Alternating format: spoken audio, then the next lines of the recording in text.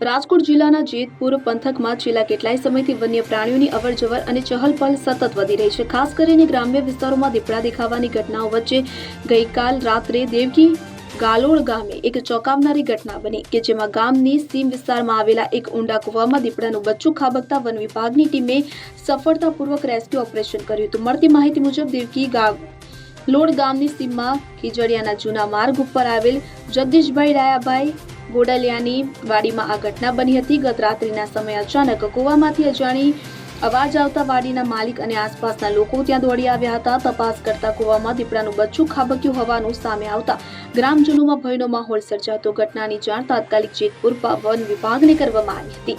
જાણ મળતા જ ઇન્ચાર્જ વનપાલ સહિત વન વિભાગની ટીમ ગણતરીની મિનિટોમાં ઘટના સ્થળે પહોંચી કાર્યવાહી હાથ ધરી હતી અને રેસ્ક્યુ ઓપરેશન કર્યું હતું। કૂવો ખૂબ ઊંડો અને જોખમી હોવાને કારણે દીપડાના બચ્ચાને કોઈ ઈજા ન પહોંચે અને સુરક્ષિત રીતે બહાર કાઢી શકાય તે માટે દોરડા મારફતે ખાસ પાંજરું કૂવામાં ઉતારવામાં આવ્યું હતું। ઘણી જહેમત અને લાંબી મહેનત બાદ અંતે દીપડાનું બચ્ચું પાંજરામાં પ્રવેશતા વન વિભાગની ટીમે સફળતાપૂર્વક તેને બહાર કાઢ્યું। સદનસીબે સમગ્ર ઘટનામાં દીપડાના બચ્ચાને કોઈ જાનહાનિ થઈ નથી। દીપડાના બચ્ચાનું સફળ રેસ્ક્યુ થતા સ્થાનિક ગ્રામજનો, ખેડૂતો તેમજ વન વિભાગ દ્વારા દીપડાના બચ્ચાને પોતાના કબજામાં લઈ તેની તબિયતની તપાસ કરાઈ। ત્યારબાદ તેને સુરક્ષિત સ્થળે ખસેડવા માટે આગળની કાયદેસરની કાર્યવાહી હાથ ધરવામાં આવી। હવે જુઓ દેશ દુનિયાની તમામ ખબરો તમારી આંગળીના ટેરવે।